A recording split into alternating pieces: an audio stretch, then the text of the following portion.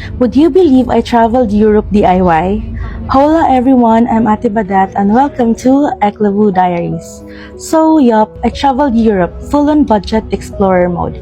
FlixPass, overnight rides, long hauls, the whole deal. And honestly, sobrang saya.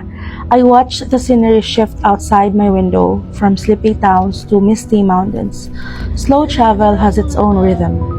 Some rides were over 10 hours, most were overnight. So yes, talagang nakatipid din kami sa accommodation.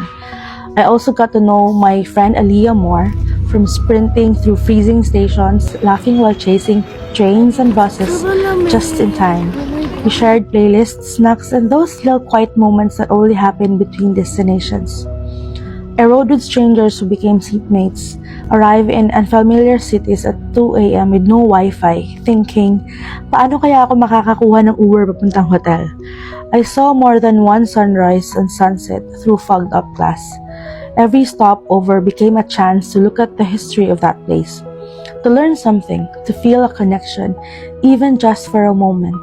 It made each stop feel intentional, not just a pause.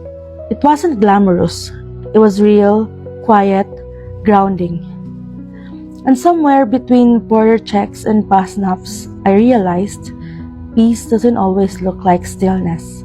Sometimes peace looks like motion, like slow travel, like watching the world unfold, one unfamiliar town at a time.